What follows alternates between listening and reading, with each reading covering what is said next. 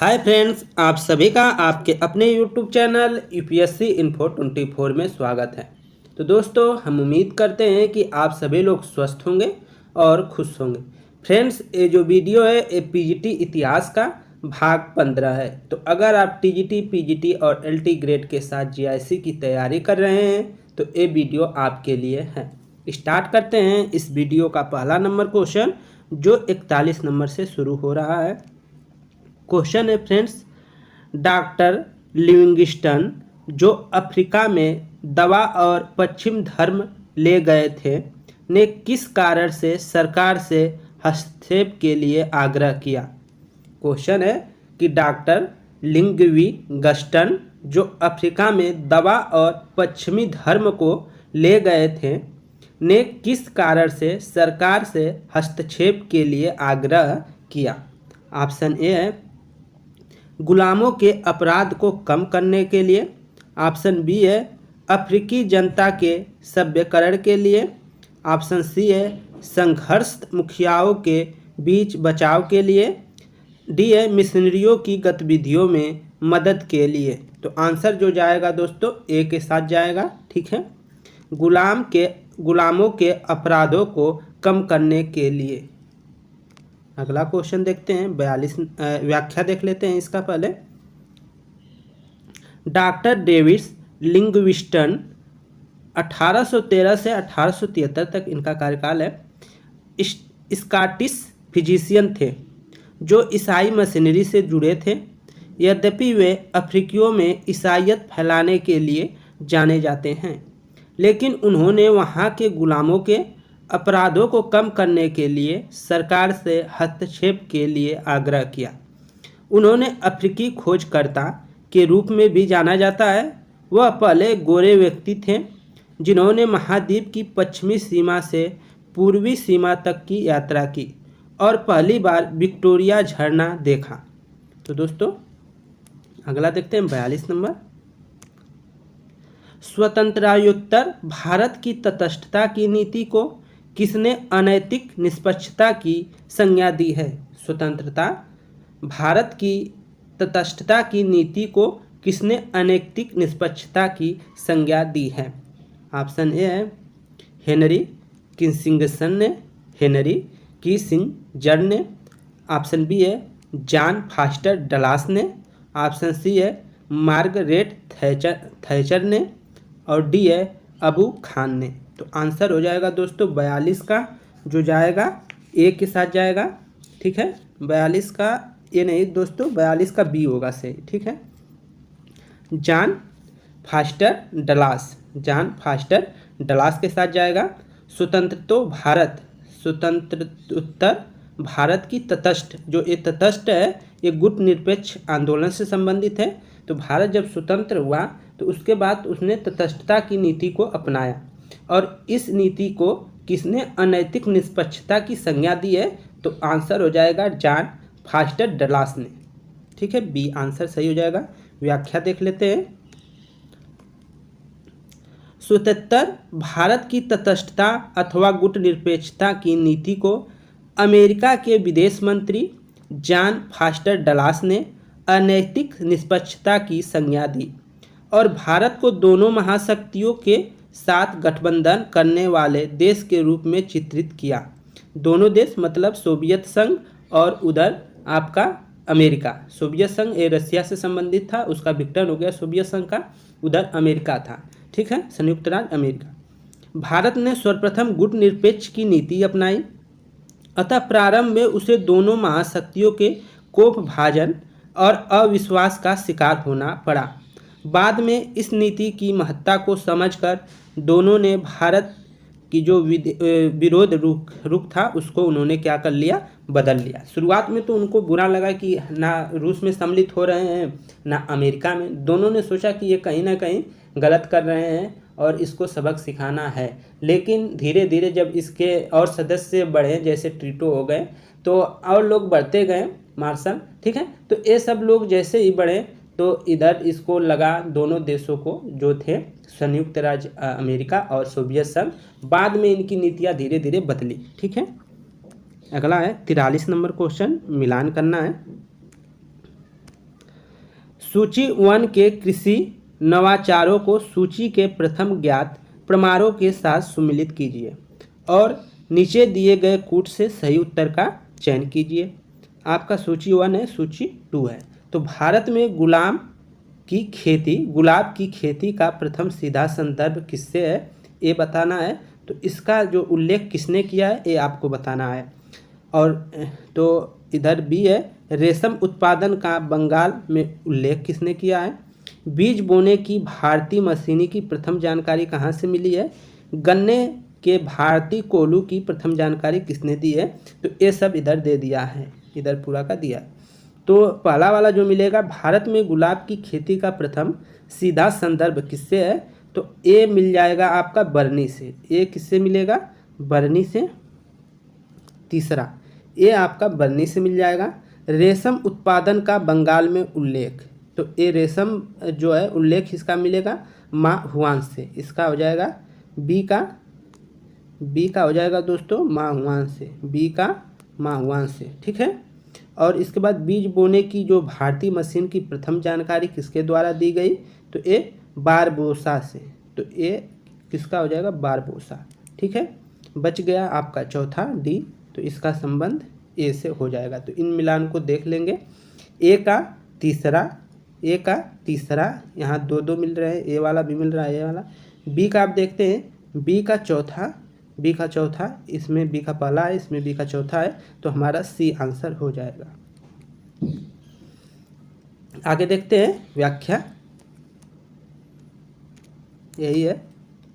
भारत में गुलाब की खेती का प्रथम सीधा संदर्भ किसने दिया था, बर्नी ने। रेशम उत्पादन का बंगाल में उल्लेख किया गया किसके द्वारा, पहली बार माओ हुआन, जो 1422 में, ठीक है, 1422 में जो रेशम उत्पादन का बंगाल में उल्लेख हुआ था। फिर बीज बोने की भारतीय मशीन की प्रथम जानकारी किसके द्वारा दी गई, बारबोसा के द्वारा दी गई थी। गन्ने की भारतीय कोल्हू की प्रथम जानकारी ककेरी द्वारा 1995 में। तो इसको आप नोट कर लेंगे। 44 नंबर क्वेश्चन बहुत ही इंपॉर्टेंट है। 1291 ईस्वी में धर्म युद्धों के दौरान निम्नलिखित में से किसने ईसाइयों को जेरूसलम से बाहर निकाला। क्वेश्चन क्या था, 1291 में धर्म युद्ध के दौरान निम्नलिखित में से किसने ईसाइयों को जेरूसलम से बाहर निकाला। ऑप्शन ए है मामलुक तुर्क, ऑप्शन 2 है बुइद, ऑप्शन सी है इस्माइली, ऑप्शन डी है अब्बासिद। तो आंसर जो जाएगा वो किसके साथ जाएगा, ये हो जाएगा दोस्तों मामलुक तुर्क। मामलुक तुर्क ने क्या किया था, जो ईसाइयों को जेरूसलम से बाहर निकाला था। ऑप्शन ए आपका सही है। व्याख्या देखते हैं। 1291 ईस्वी में धर्म युद्ध के दौरान मामलुक तुर्कों ने ईसाइयों को जेरूसलम से बाहर निकाला। अरबों ने जेरूसलम को 638 में जीत लिया था। अरबों ने कब कितने समय में जीता था, तो 638 ईस्वी में। पश्चिमी यूरोप के ईसाइयों ने 1095 और 1291 के बीच अपने धर्म की पवित्र भूमि जेरूसलम की स्थिति, ईसा मसीह की समाधि का गिरजाघर मुसलमानों से छीनने और अपने अधिकार में करने के प्रयास में जो युद्ध किए, उनको बाद में धर्म युद्ध का नाम दिया गया।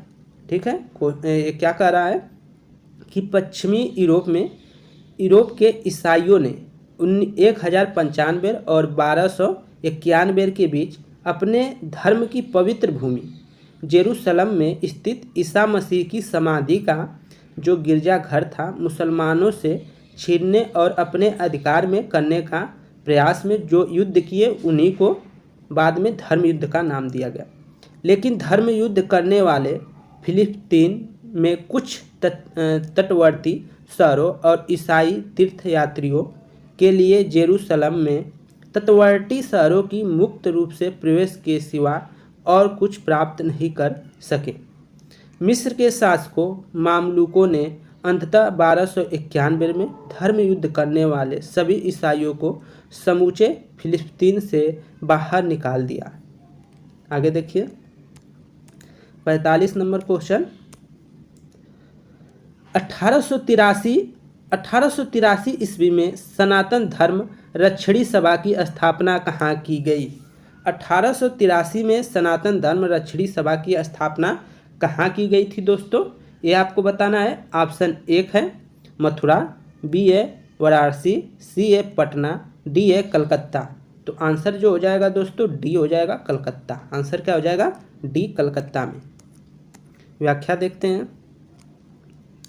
1883 ईस्वी में सनातन धर्म रक्षणी सभा की स्थापना कलकत्ता में की गई थी। सनातन धर्म का अर्थ है शाश्वत या हमेशा बना रहने वाला, अर्थात जिसका आदि और अंत न। ठीक है। प्राचीन काल में भारतीय सनातन धर्म में गणपत्य, शैव, वैष्णव, शाक्त और शौर्य नाम के 5 संप्रदाय होते थे। प्राचीन भारत में जो सनातन धर्म थे उसमें क्या है? गाणपत्य, शैव धर्म, वैष्णव, फिर शाक्त और शौर्य नाम के 5 संप्रदाय होते थे। इनको आप नोट कर लेंगे। अगला क्वेश्चन है 46 नंबर। इंग्लैंड में शुरुआती उद्योग की वृद्धि के लिए निम्नलिखित में से कौन सा कारक जिम्मेदार नहीं था? इंग्लैंड में शुरुआती जो उद्योग में वृद्धि हुई उसके लिए कौन सा कारक जिम्मेदार नहीं है, ये आपको बताना है। बुनियादी कच्चे माल पर नियंत्रण, कोयला और कपास, बी है अधिक ब्याज दर, सी है कृषि उत्पादन में सुधार, डी है जनसांख्यिकी लाभ। तो आंसर क्या हो जाएगा इसका? बी हो जाएगा दोस्तों अधिक ब्याज दर। ये कारक नहीं था शुरुआती दिनों में क्या है? उद्योग में वृद्धि के लिए जो इंग्लैंड में हुआ था। बी आपका आंसर हो जाएगा। व्याख्या देख लेते हैं। औद्योगिक क्रांति इंग्लैंड में हुई। औद्योगिक क्रांति कहाँ हुई? तो इंग्लैंड में हुई। पूंजी की उपलब्धता के कारण औद्योगिक विकास के लिए अधिक ब्याज पर धन की आवश्यकता नहीं पड़ी। अमेरिका जैसे उपनिवेशों के माध्यम से इंग्लैंड में अत्यधिक धन का संचय हुआ था। व्यापारिक बैंकों ने भी इंग्लैंड में उद्योग के लिए पूंजी उपलब्ध करवाने में महत्वपूर्ण भूमिका निभाई। आगे देखते हैं 47 नंबर। पूरन चंद्र जोशी उत्तराखंड से वामपंथी नेता बाद में निम्नलिखित में से किस राजनीतिक दल के महासचिव बने? पूरन चंद्र जोशी जो उत्तराखंड से वामपंथी नेता थे बाद में किस दल के महासचिव बने? ऑप्शन ए है भारतीय कम्युनिस्ट पार्टी के, अखिल भारतीय फॉरवर्ड ब्लॉक के, रिवोल्यूशनरी सोशलिस्ट पार्टी के, भारतीय कम्युनिस्ट पार्टी के। तो आंसर जो जाएगा दोस्तों डी के साथ जाएगा। ठीक है। भारतीय कम्युनिस्ट पार्टी के पूरन जोशी जो बाद में सचिव बने वो किसके बने? भारतीय कम्युनिस्ट पार्टी के। व्याख्या देख लेते हैं। पूरन चंद्र जोशी भारत के कम्युनिस्ट आंदोलन के अग्रणी नेताओं में से एक थे। जोशी वर्ष 1935 से 1947 तक भारतीय कम्युनिस्ट पार्टी के महासचिव रहे हैं। फरवरी 1938 में भारतीय कम्युनिस्ट पार्टी ने बॉम्बे में पहला कानूनी पत्र नेशनल फ्रंट पूरन चंद्र जोशी के संपादन में शुरू किया। तो पूरन चंद्र जोशी के दिशा निर्देश में 1938 में भारतीय कम्युनिस्ट पार्टी ने बॉम्बे में पहला कानूनी पत्र जिसका नाम था नेशनल फ्रंट उसका संपादन शुरू किया। अगला क्वेश्चन 48 नंबर। निम्नलिखित में से किस मुगल बादशाह ने ब्रिटिश राजा विलियम फोर्थ के दरबार में राजा राम राय को अपना दूत बनाकर भेजा था? निम्नलिखित में से किस मुगल शासक ने ब्रिटिश राजा विलियम चतुर्थ के दरबार में राजा राय मोहन राय को अपना राजदूत बनाकर भेजा था? ऑप्शन ए है शाह आलम द्वितीय, अकबर शाह द्वितीय, मोहम्मद शाह द्वितीय, बहादुर शाह द्वितीय। तो आंसर जो जाएगा दोस्तों 48 का वह बी के साथ जाएगा, अकबर द्वितीय के साथ। ठीक है, अकबर शाह द्वितीय। व्याख्या देख लेते हैं। मुगल बादशाह अकबर द्वितीय ने राजा राम मोहन राय को राजा की उपाधि के साथ अपने दूत के रूप में 1830 में तत्कालीन ब्रिटिश सम्राट विलियम चतुर्थ के दरबार में भेजा था। तो तो आप तो ये जानते रहे होंगे कि अकबर द्वितीय ने भेजा था राजा राम मोहन राय को पेंशन के लिए इंग्लैंड में, लेकिन किसके शासनकाल में भेजा था ये आपको नहीं मालूम रहा होगा, इसको आप नोट कर लीजिएगा। ब्रिटिश साम्राज्य विलियम चतुर्थ के दरबार में भेजा था। राय को इंग्लैंड में सम्राट से मुगल बादशाह अकबर द्वितीय को मिलने वाली पेंशन की मात्रा बढ़ाने पर बातचीत करनी थी। इंग्लैंड के ब्रिस्टल में ही 27 सितंबर 1833 को राजा राम मोहन राय की मृत्यु हो गई, जहां उनकी समाधि स्थापित है। और एक क्वेश्चन बहुत इंपॉर्टेंट है, एक क्वेश्चन बार बार पूछा जाता है कि राजा राम मोहन राय की समाधि कहाँ है, तो वो इंग्लैंड में है और कहाँ पे है, ब्रिस्टल में। इसको याद रखेंगे। उनका मृत्यु कब हुआ है, तो 27 सितंबर 1833 में हुआ है। ठीक है, इंग्लैंड के ब्रिस्टल में ही 27 सितंबर 1833 को राजा राम मोहन राय की मृत्यु हो गई, जहां उनकी समाधि स्थापित है। ये बहुत इंपॉर्टेंट क्वेश्चन है। आप व्याख्या में से क्वेश्चन को पुट कर लीजिए, वहां से क्वेश्चन बना लीजिए। मैंने राजनीति का प्रथम पाठ सुरेंद्र नाथ बनर्जी के चरणों में पढ़ा। यह कथन किस राजनीतिक का है? ऑप्शन ए है सुभाष चंद्र बोस का, ऑप्शन बी है मोहम्मद अली जिन्ना का, ऑप्शन सी है मौलाना अबुल कलाम आज़ाद का, और ऑप्शन डी है डॉक्टर M.A. अंसारी का। तो आंसर जो जाएगा दोस्तों वो बी के साथ जाएगा, मोहम्मद अली जिन्ना। मोहम्मद अली जिन्ना ने कहा है कि मैंने राजनीति का प्रथम पाठ सुरेंद्र नाथ बनर्जी के चरणों में पढ़ा है। ठीक है, यह कथन किस राजनीतिक का है, तो आंसर हो जाएगा मोहम्मद अली जिन्ना। मोहम्मद अली जिन्ना ने कहा है मैंने राजनीति का प्रथम पाठ सुरेंद्र नाथ बनर्जी के चरणों में पढ़ा है। व्याख्या देख लेते हैं। मैंने राजनीति का प्रथम पाठ सुरेंद्र नाथ बनर्जी के चरणों में पढ़ा है। यह कथन मोहम्मद अली जिन्ना का है। 22 अगस्त 1925 को लेजिस्लेटिव असेंबली में जिन्ना ने C.R. दास और सुरेंद्र नाथ बनर्जी के निधन पर दुख व्यक्त करते हुए असेंबली के प्रेसिडेंट अलेक्जेंडर फ्रेडरिक व्हाइट को संबोधित करते हुए कहा कि महोदय, मैं अपने आप को उस दुख की भावनाओं से जोड़ता हूँ जो इस सदन से भारत के दो महान सपूतों की मृत्यु पर व्यक्त की है। मुझसे पहले जो कुछ पूर्व वक्ताओं ने कहा है उसमें जोड़ने के लिए मेरे पास बहुत कुछ नहीं है। महोदय, मैं कह सकता हूँ कि मैंने राजनीति का प्रथम पाठ सुरेंद्र नाथ बनर्जी के चरणों में पढ़ा है। अगला क्वेश्चन 50 नंबर। प्रत्येक इतिहास विचारों का इतिहास होता है, यह किसका कथन है? प्रत्येक इतिहास विचारों का इतिहास होता है, यह किसका कथन है? ऑप्शन ए है H.L. फ्रीसर का, ऑप्शन बी है क्रोच का, ऑप्शन सी है कार्ल मार्क्स का, ऑप्शन डी है R.G. कालिंगवुड का। तो आंसर जो जाएगा डी सही हो जाएगा। R.G. कालिंगवुड का यह कथन है कि प्रत्येक इतिहास विचारों का इतिहास है। व्याख्या देख लेते हैं। R.G. कालिंगवुड के अनुसार प्रत्येक इतिहास विचारों का इतिहास होता है।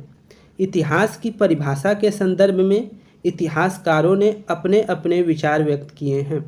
इटैलिंग दार्शनिक क्रोच के अनुसार इतिहास सभ्य समाज में रहने वाले मनुष्यों के अनुभवों की कहानी है। साम्यवादी दार्शनिक कार्ल मार्क्स के अनुसार सभी मौजूद समाज का इतिहास वर्ग संघर्षों का इतिहास है। तो फ्रेंड्स, यह 10 क्वेश्चन यहीं पे समाप्त होते हैं। उम्मीद करता हूँ ये वीडियो पसंद आई होगी। अगर आपको वीडियो 1% या थोड़ा भी पसंद आई हो तो प्लीज़ आपसे रिक्वेस्ट है कि आप वीडियो को लाइक कर दें। और दोस्तों, आप चैनल पे नए हैं तो आप प्लीज़ चैनल को सब्सक्राइब कर लें। ठीक है, चैनल को सब्सक्राइब कर लें। आपको प्रैक्टिस सेट अच्छा कराया जाता है और कराया जाता रहेगा। तो दोस्तों नमस्कार, अपना ध्यान रखिए। शुभ रात्रि।